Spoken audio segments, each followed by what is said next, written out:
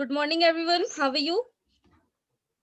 Ma'am, Good good morning. morning. Morning, ma'am. We are fine, ma'am. What about you? What about you? I'm also fine. about And today, in this session, we are going to discuss about the book B of chapter number 12. तो chapter number 12 जो हम सभी ने complete किया था about soil, types of soil and conservation of soil, तो ये सारी चीजें हम लोग चैप्टर में पढ़ चुके हैं. एंड आई होप कि आप सभी को क्लियर हो गए हैं सारे topics. Yes, ma'am. Yes, ma'am. Okay, तो चलिए आज हमें क्या करना है, बुक भी डिस्कस करनी है जो कि बहुत ही इजी है, क्योंकि फिलहाल ये चैप्टर भी बहुत इजी था. इसमें कोई भी चीज ऐसी नहीं थी जिसे हमें लर्न करना पड़े जबरदस्ती. जैसे अभी आपका पिछला चैप्टर था वो भले ही नॉलेजेबल था, इससे ज्यादा नॉलेजेबल था, लेकिन उसमें ना कुछ चीजें ऐसी थी जिन्हें जबरदस्ती लर्न करना पड़ता. लेकिन यहाँ पर कुछ भी ऐसा नहीं है, ये सारी चीजें नॉर्मल हैं जो पढ़ते ही याद हो जाएंगी. तो इसलिए ये एक्सरसाइज भी हमारे लिए काफी इजी है. चलिए तो स्टार्ट करते हैं. Okay. सबसे पहले है टाइप्स ऑफ सॉइल. हमें डिस्कस करना है ट्रू एंड फॉल्स. तो फर्स्ट हम आते हैं फर्स्ट क्वेश्चन पे. तो write T for true and F for false हर स्टेटमेंट की तरह करना है, और इसके बाद आपको केवल ट्रू एंड फॉल्स ही नहीं बताना है, आपको स्टेटमेंट को करेक्ट करके भी लिखना है. Okay Yes, ma'am. क्योंकि Yes, आपको ma'am. ये इसके नीचे जो लाइन दी है वो इसीलिए दी है क्योंकि इस लाइन में आपको करेक्ट करके फिर से उसी स्टेटमेंट को लिखना है. चलिए तो फर्स्ट पे आते हैं. Laterite soil is black in colour. Yes Anupriya, now you tell. Ma'am, false. Yes आपको ये बताना है कौन सा वर्ड यहाँ पर गलत यूज किया गया है. Ma'am, laterite soil are red in color. Yes तो ये कैसी होती है, रेड इन कलर. तो laterite soil is red in colour. तो फिलहाल सभी के नीचे लाइन दी है, यानी कि सारे ही जो सेंटेंसेस है ना, ये सारे ही कैसे होने वाले हैं, फॉल्स, और हमने इन सभी को करेक्ट करके लिखना है. तो यहाँ पर ब्लैक की जगह क्या आ जाएगा, रेड. क्योंकि जो लेटराइट सॉइल है जिससे ईंटें बनाई जाती हैं, और जो मिट्टी दैट मीन्स कि ये जो सॉइल है बहुत फर्टाइल नहीं होती, इसमें एल्यूमिनियम पाया जाता है, आयरन पाया जाता है, लेकिन थोड़ी मात्रा में, और इसमें बहुत मेहनत करने के बाद फसलें उगाई जाती हैं. चलिए तो ये किस कलर की होती है, रेड कलर की. अब नेक्स्ट पे आते हैं. Black soil gets its colour from the iron compound present in it. अब इसमें बताना है कौन सा वर्ड गलत है. Yes Tanishka, now you tell बेटा. Ma'am false. यस आपको बताना है कौन सा वर्ड यहाँ पर गलत यूज किया गया है. Ma'am black soil gets its colour from lava rock. Yes lava rock. तो यहाँ पर इसका ब्लैक कलर क्यों होता है, क्योंकि उसमें लावा रॉक मिली होती है. जो वोल्केनिक एरप्शन हुआ था, जहां पर भी वोल्केनिक एरप्शन होने के बाद लावा एंड मैग्मा गिरता है, वहां की मिट्टी जल जाती है, और जल जाने की वजह से उसका कलर ब्लैक होता है, आयरन की वजह से नहीं. जिस मिट्टी में आयरन मिली होती है उसका कलर कैसा होता है, ma'am red. Red. Ma'am, red. Ma'am, red. Yes red colour. यही कारण है कि जो रेड सॉइल है उसमें ज्यादातर आयरन मिला होता है और वो रेड कलर की लगती है. चलिए तो yes black soil gets its colour from the iron compound present in it. तो यहाँ पर आयरन हो जाएगा गलत. यहाँ पर कौन सा इसमें क्या मिला होता है, lava soil. Ma'am lava. Okay lava present in it. तो आयरन कंपाउंड नहीं लिखना है आपको. आयरन की बजाय क्या हो जाएगा, आयरन कंपाउंड की जगह lava. From the lava present in it. Okay next पे आते हैं अब. एलुवियल सॉइल जैसे हमने पढ़ा था सबसे ज्यादा फर्टाइल मिलती है.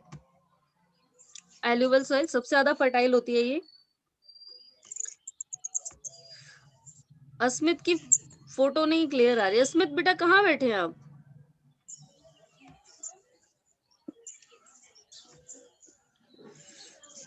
चलिए नेक्स्ट क्वेश्चन का आंसर बताना है निहारिका को. Yes Niharika, now you tell. alluvial soil is found in the northern and coastal plain. तो यहाँ पर कौन सा वर्ड गलत है.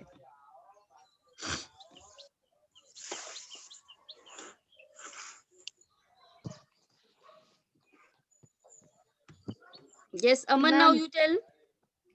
मैम इसमें मैम कुछ भी गलत नहीं। मैम Ma'am, true है। Ma'am true statement. Yes ma'am true है। तो ये क्या है? यस, ये ट्रू है। तो क्या करना है आपको? इसको एज इट इज ही लिख देना है सेकंड वाली लाइन मैम में। Yes, ma'am. ओके, अब नेक्स्ट पे आते हैं हम। D option, Rajasthan and Gujarat mostly have desert soil. Ma'am ma'am ये भी ट्रू मैम ये भी ट्रू है। मैम ये भी ट्रू। ये भी करेक्ट है। Mostly found in desert soil. Yes, ma'am. ये ट्रू है क्योंकि राजस्थान एंड गुजरात दोनों ही एरिया में सूखा पड़ा था। यहाँ पर पाई जाने वाली जो अधिकतर मिट्टी है वो कैसी है? डेजर्ट सॉइल, रेगिस्तानी मिट्टी। चलिए, तो यहाँ पर जो दो ऊपर वाले हैं इनको ही आपको करेक्ट करना है, बाकी दोनों ट्रू हैं। तो इनमें कोई यहाँ पर कोई भी आपको करेक्शन करने की जरूरत नहीं है, आप एज इट इज इसे राइट कर देंगे। अब देखिए नेक्स्ट क्वेश्चन आता है, right short note on alluvial soil. अब एलुवियल सॉइल के बारे में बताना है। एलुवियल सॉइल है क्या एक्चुअल में, कहाँ पाई जाती है, कौन सी फसलों के लिए बेटर है, तो ये सारी चीज आपको बतानी है। यस, तो कौन बताएगा इसका आंसर सबसे पहले?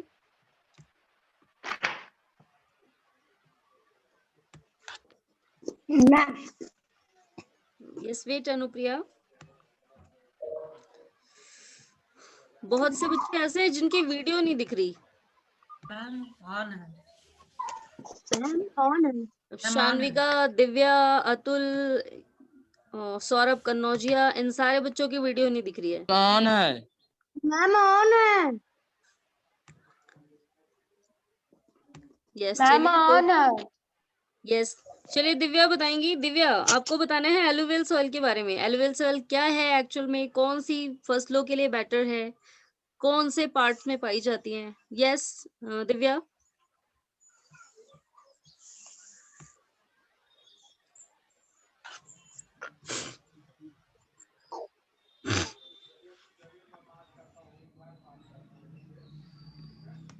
Anil, now you tell. Ma'am, alluvial soil, this type of soil is fertile and is mainly found in the northern and coastal plains. This type of soil is spread across Uttar Pradesh, Bihar, Punjab, Haryana and parts of Gujarat. It is suitable for the cultivation of crops like rice, maize, sugarcane, beet, tobacco, pulse, groundnut and some vegetables, etc. Okay, very good. तो देखिए इतना ही लिखना है हमें पे, इतना फिलहाल जितना दिया है ना एलुवियल सॉइल के बारे में वो पूरा लिखना है। मैम मैं tell. Yes Anupriya, Anupriya now you tell बेटा।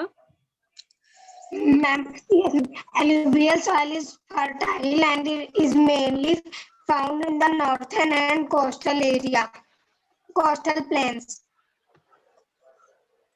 एंड ये भी आपको बताना है ये कौन सी फसलों के लिए बेटर है, कौन सी फसलें इसमें ज्यादा उगाई जाती हैं। Metal.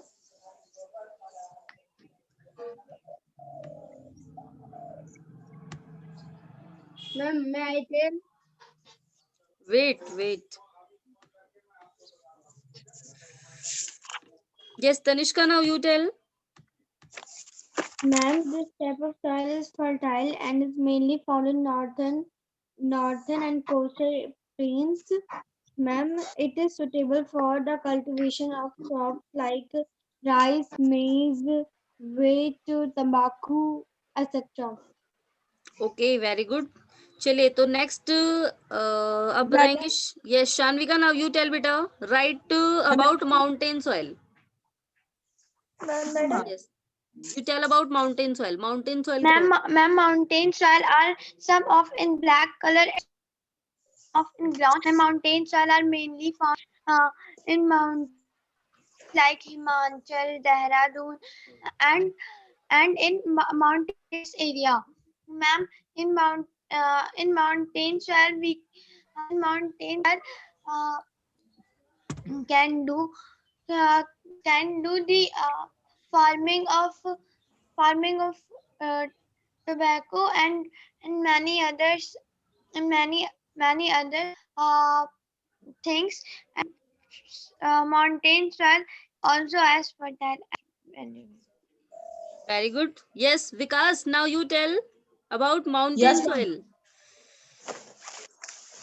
Ma'am, mountain soil, this types of soil is rich in humus and has a dark brown or black color. It is found in hilly areas like Jammu Kashmir and Himachal Pradesh. It is a suitable for growing fruits, saffron and teas. Okay very good. तो देखिए आप सभी इनके बारे में लिख सकते हैं। नेक्स्ट आते हैं लेटराइट सॉइल पे। Yes Aman, now you tell about laterite soil. This type of soil is not fertile and is red in color due to presence of aluminum and iron.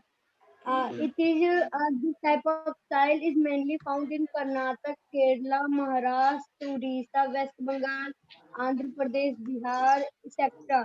And crop like coffee, cashew nut, and coconut can be cultured in lateral soil with the help of fertilizer.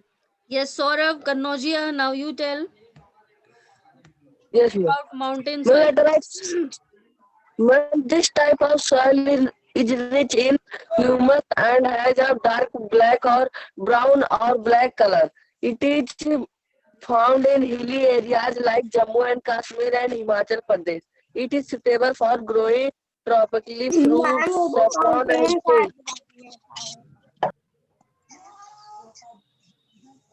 Yes Ruchi, now you tell about mountain soil. Mountain. Yes mountain जरूरी नहीं है back करके पूछ लिया जाए आपसे, तभी तो This पता type लगेगा of- कौन कितना ध्यान से सुन रहा है। This type of and dark brown or black color. It is found in hilly areas like Jammu and Kashmir and Himachal Pradesh. It is suitable for growing tropical fruits, saffron and tea. It is also found in hilly regions of Kolkata and Kerala where tea and coffee and spices are cultivated. Okay very good. चलिए तो next Atul, now you tell about laterite soil. This type of soil is not fertile and red in color due to processing of an iron. It is found. आपकी This type of आवाज soil proper नहीं आ mainly रही, बीच found in Karnataka, West Bengal, Andhra Pradesh, Bihar, Assam, etc.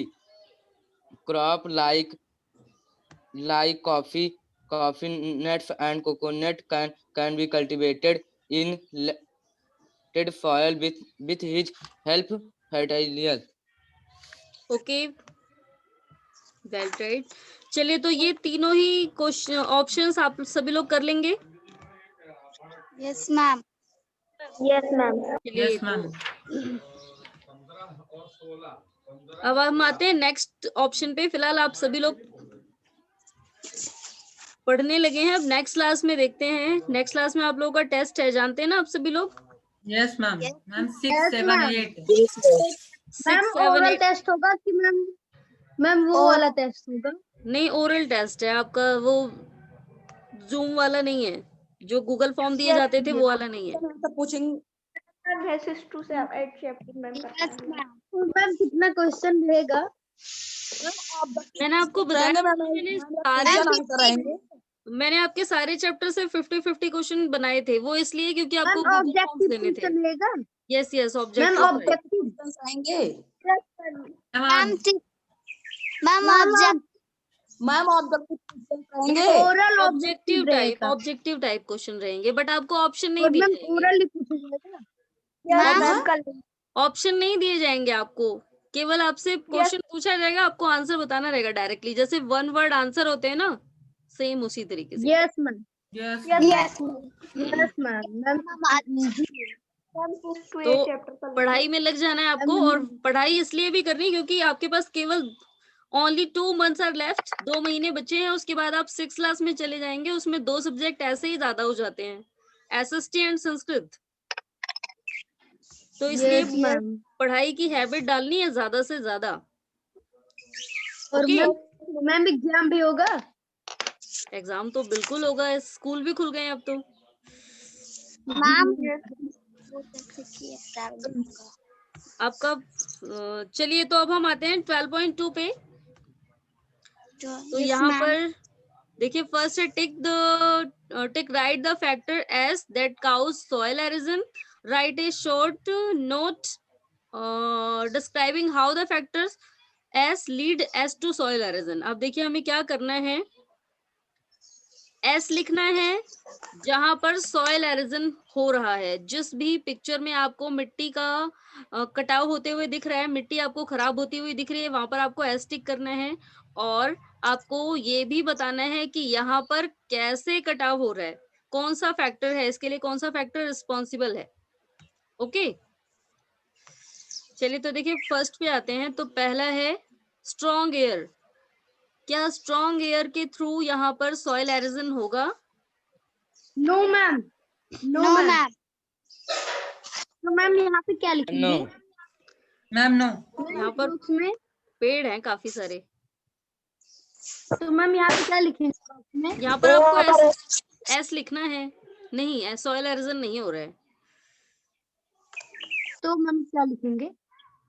टिक करना है। जहाँ पर soil halogen होता दिख रहा है वहां पर आपको राइट टिक करके लिखना है। देखिए, टिक right the factors that causes soil halogen. तो टिक राइट करना है। यहाँ पर सॉइल एरोजन नहीं हो रहा है तो आप क्रॉस कर देंगे, नहीं हो रहा है ना यहाँ पर, तो यहाँ क्रॉस कर दीजिएगा। अब नेक्स्ट पे आते हैं। क्या इस पिक्चर में हो रहा है? Yes ma'am. मैम। जैसे जैसे पानी बह के जाता जाएगा, मिट्टी को काटता जाएगा थोड़ा थोड़ा, और वो मिट्टी इसमें मिलती जाएगी। तो यहाँ पर क्या आ जाएगा? एस। यहाँ पर सॉइल एरोजन हो रहा है। नेक्स्ट देखिए, तो मैम सही का टिक लगा देंगे। यस। अब यहाँ पर दिया है एफोरेस्टेशन। क्या यहाँ पर भी सॉइल एरोजन हो रहा है? No ma'am. नो। तो यहाँ पर भी रॉन्ग टिक लगाएंगे आप लोग। नो। ये आवाज किसके यहाँ से आ रही है? किसकी मैम ने आ रही है? निहारिका के यहाँ से। Yes ma'am. सभी को अपने यहाँ का माइक ऑफ रखना है क्योंकि डिस्टरबेंस होती है यहाँ पर। तो देखिए, जिसमें भी आपको दिख रहा है ना सॉइल एरोजन हो रहा है, एस लिखेंगे, और जिसमें नहीं हो रहा है उसमें क्रॉस टिक कर दीजिएगा। जहां पर हो रहा है वहां पर राइट टिक करके एस लिख देंगे, सॉइल एरोजन हो रहा है। फैक्टर किससे, एक बार देखते हैं, इसके लिए स्पेस दिया है? यस, दिया है। तो आप इसमें लिखिए, देखिए कौन से पिक्चर में हो रहा है, आपको लिखना है कौन सी पिक्चर। तो बी पॉइंट है I think. Second picture. Yes, B. तो यहाँ पर आप लिखेंगे बी ऑप्शन में सॉइल एरोजन हो रहा है। कौन से फैक्टर के थ्रू हो रहा है? वाटर से। तो अब आपको बताना है कि वाटर के थ्रू कैसे सॉइल एरोजन होता है, उसकी प्रोसेस को आपको समझाना है यहाँ पर। Okay,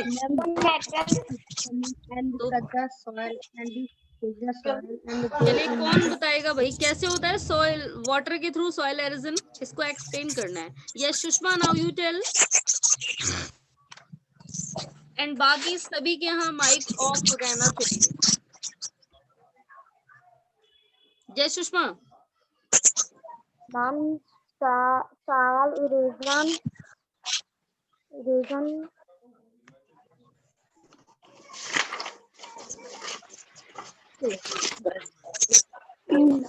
ma'am. Yes Shanvika, now you tell बेटा।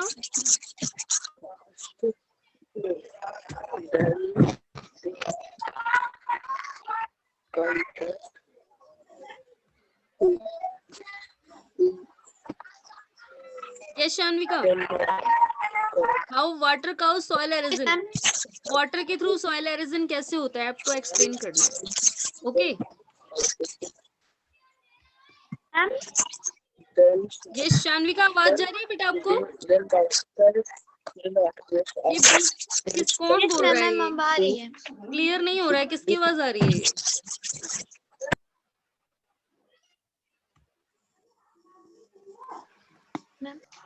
सभी के यहाँ माइक ऑफ रहना चाहिए क्योंकि मुझे ना फिर रिमूव करना पड़ेगा अगर आवाज आती दिखेगी। Yes Shanvika, start. On your mic. Yes, ma'am. Ma'am, once again, please ask the question. Yes बेटा, now I am asking to you, आपको ये बताना है कि how water causes soil erosion. पानी के थ्रू या वाटर के थ्रू soil Yes. erosion कैसे होता है, आपको एक्सप्लेन करना है.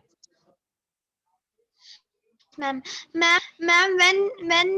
when near lake or any river, the water comes the land and come on the land and go on the soil of the land. It causes soil erosion.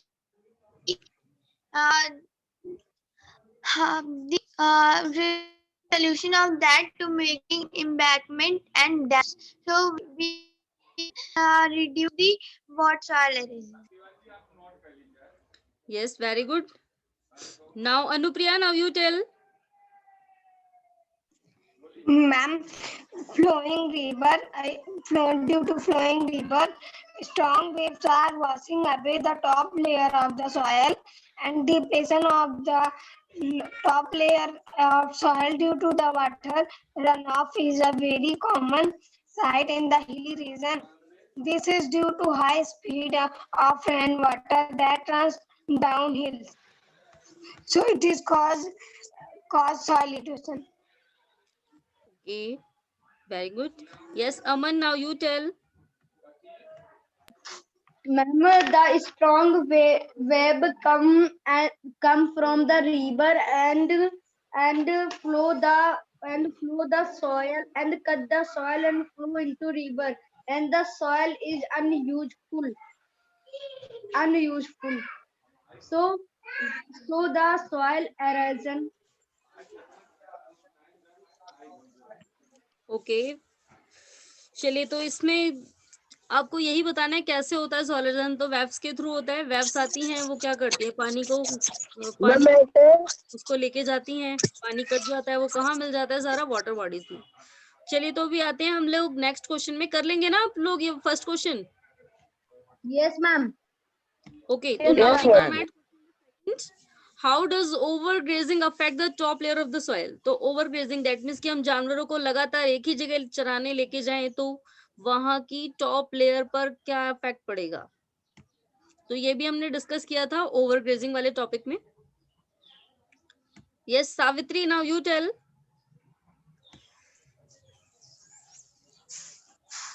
Ma'am, like tree grasses also play an important role in holding the soil together. Overgrazing by cattle and sheep remove the protective layer of grasses, thereby making the soil prone to erosion.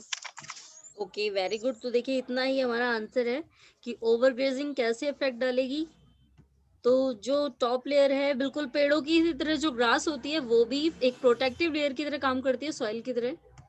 और जब हम लगातार अपने animals को, अपने cattle में सभी include हो जाते हैं, सारे जानवर नहीं, कैटल में केवल वो जिन्हें हम लोग पालते हैं, जैसे कि गाय, भैंस और बकरी. तो ये सारी चीजें कैटल में आती हैं. तो जब हम कैटल्स को एक ही जगह चराएंगे तो क्या होगा, जहां पर वो लोग कंटिन्यू चरते रहेंगे, ग्रेजिंग करेंगे, वो पार्ट डैमेज हो जाएगा, खराब हो जाएगा. अब वो किस ग्रास के ग्रो करने लायक नहीं रहेगा, और फिर क्या होगा, जो टॉप लेयर है सॉइल की वो खराब हो जाएगी. ओके. Yes, ma'am. अब हम आते हैं देखिए नेक्स्ट क्वेश्चन पे, और एक बार फिर से रिवाइज करेंगे पूरा. तो ये जो नेक्स्ट क्वेश्चन है, write to alarming facts about deforestation. ये सबसे बढ़िया क्वेश्चन पूछा गया है पूरी एक्सरसाइज में. चलिए तो इसका आंसर कौन बताएगा? अलार्म क्या होता है मैम? अलार्मिंग. चलिए सबसे पहले यही डिस्कस करते हैं कि आप सभी को इस क्वेश्चन की मीनिंग क्या समझ आई. ओके, चलिए तो कौन बताएगा सबसे पहले इस क्वेश्चन में क्या पूछा गया है? अलार्मिंग इसका होता है. अभी क्लियर होता है, सारी चीजें भी क्लियर होंगी. चलिए तो खतरनाक. नो, सबसे पहले आपको ये बताना है हम लोग सावधान. अलार्म क्यों लगाते हैं भाई? मैम सावधान. मॉर्निंग में हम लोग अलार्म क्यों लगाते हैं? अलार्म लगाते हैं तो क्यों लगाते हैं? मैम जल्दी जल्दी से जल्दी टाइम से उठने के लिए मैम। यस, तो जल्दी उठने के लिए यानी कि हमको अलर्ट करने के लिए। तो जैसे हमने सुनामी के बारे में पढ़ा था, उसका फोरकास्ट किया जाता है कि सुनामी आने वाली है, पहले से उसकी चेतावनी मिल जाती है। तो सेम ऐसे ही अलार्मिंग फैक्ट है। अलार्मिंग फैक्ट दैट मीन्स कि डिफॉरेस्टेशन, जंगलों का विनाश होने वाला है या हो रहा है। तो इसके दो अलार्मिंग फैक्ट कौन से हैं? कौन से दो ऐसे कारण हैं जो हमें ये बताते हैं कि आगे आने वाले टाइम में जंगल बिल्कुल नहीं बचेंगे?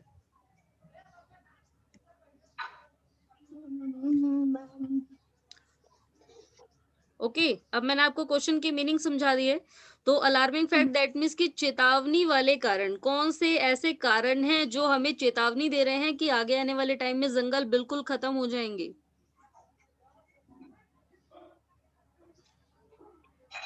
किसी को मालूम है? मैम पशु पक्षी। पशु पक्षी? नहीं नहीं, अभी देखिए, चलिए वेट करेंगे। मैं पहले आपको बुक ए शेयर करती हूँ, तब अभी डिस्कस। यस, तो हर सेकंड अगर हम कैलकुलेट करें तो बहुत सारे जंगल काटे जा रहे हैं। ये कहाँ दिया था यस हमें? Ma'am. Ma'am page number 128। Ma'am page fact. Number 128। 28 Fact. fact. Number Yes. 128 इन पे 128 पे ये रहा। तो 1.5 acre of forest is cut down every second in the world. पूरी दुनिया में 1 सेकंड में, यानी कि प्रति सेकंड, हर सेकंड पर आधे एकड़ से ज्यादा जमीन, 1.5 यानी कि 1.5 एकड़ से ज्यादा जमीन जो है साफ कर दी जाती है। तो इसका क्या मतलब है? It is estimated that within 100 years there will be no rain forest are left. तो ये हमें क्या एस्टिमेट करता है, क्या संकेत देता है कि आगे आने वाले 100 सालों में कोई भी जंगल नहीं बचेगा।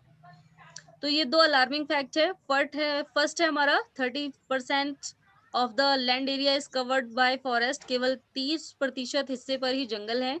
एंड दूसरा आपको ये वाला फैक्ट बताना है। ओके, कर लेंगे सभी? Yes ma'am. Yes, बस ma'am. दो ही अलार्मिंग फैक्ट पूछे हैं, दो ही अलार्मिंग फैक्ट पूछे हैं, तो आपको दो ही बताने हैं। Yes ma'am. इसके अलावा भी अगर आप लोग लिखना चाहें तो और भी फैक्टर्स हो सकते हैं कि हर साल क्या होता है। देखिए, जंगलों को साफ करके या तो मल्टी स्टोरी बिल्डिंग बनाई जाती है या फिर कभी कभार खेतों के लिए जमीन साफ कर दी जाती है। तो yes ma'am. By the purpose of agriculture, जंगलों का सफाया इसलिए किया जाता है एग्रीकल्चर के लिए। तो क्या होगा, ये भी तीसरा अलार्मिंग फैक्ट है, क्योंकि जमीनें साफ करती जा रही हैं, हर साल जमीनें साफ की जा रही हैं। क्यों? खेती के लिए और बिल्डिंग्स बनाने के लिए, क्योंकि पॉपुलेशन इंक्रीज हो रही है हमेशा ही।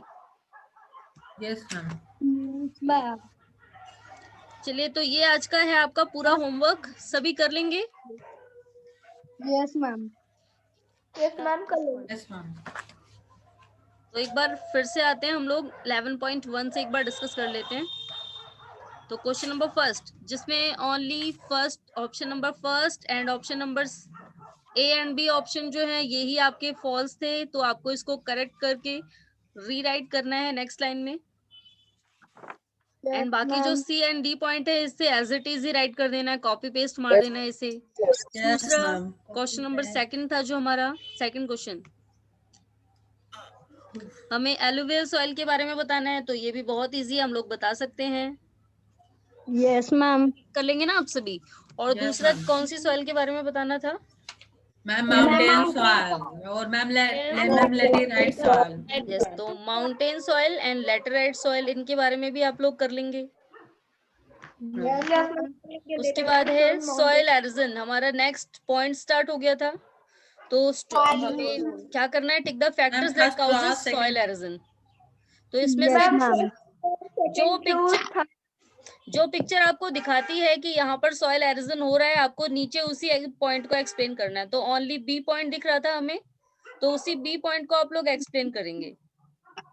Okay ma'am. उसके बाद जो सेकंड क्वेश्चन पूछा था ओवर ग्रेजिंग वाला, ये आपका एक पॉइंट पूरा दिया ही है ओवर ग्रेजिंग से related. Yes ma'am. Yes, ma'am.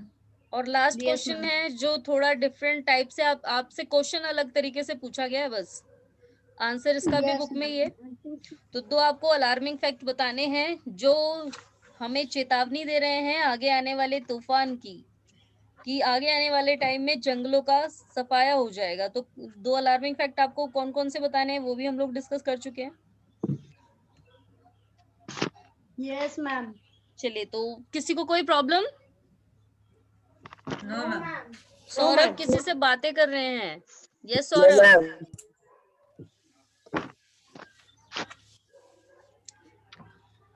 पेड़ लगाने हैं, ओके।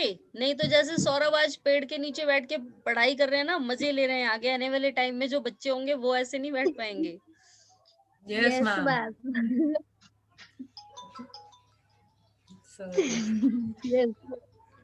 ओके, तो सभी को समझ आया? ओके। Yes, ma'am. यस कर मैम। लेंगे सभी? Yes ma'am. Yes, ma'am. Okay, तो Yes, आज ma'am. आपको चैप्टर नंबर वर्ड मीनिंग भेजनी है। मैम चैप्टर नंबर 11 की भेज दीजिए। हम 11 चैप्टर का। मैम अभी मैम 10 का 10 की भेजी 10 गई है ना का अभी, 11 की भेजनी है Yes, और ma'am. 12 की यस भी। मैम। तो आज 11, कल 12, Yes, उसके ma'am. बाद आपका टेस्ट भी है नेक्स्ट डे मंडे को। Yes, sir. Yes ma'am. Yes ma'am. तो आप सभी मैम लोग 6, रेडी 7, रहेंगे? 8 चैप्टर। Ma'am 3 chapter 6, 7, 8। यस, 6, 7, 8, तो बहुत टाइम है रिवाइज करने के लिए। Yes ma'am. Yes, sir. कर लेंगे सभी? Ma'am yes ma'am. Yes, sir. और फिर टेस्ट लेने के बाद हम लोग वेडनेसडे को अपना चैप्टर नंबर 13 स्टार्ट करेंगे। Yes ma'am. Yes, ma'am. Chapter number 13 भी बहुत इंटरेस्टिंग है, मून के बारे में है। Yes ma'am. Yes, चलिए, ma'am. तो आज के लिए इतना ही। आज की क्लास यहीं पे एंड करते हैं। Okay, goodbye everyone. Ma'am Ma'am, good goodbye. Bye. Ma'am, goodbye. Ma'am goodbye. Goodbye. Ma'am good bye.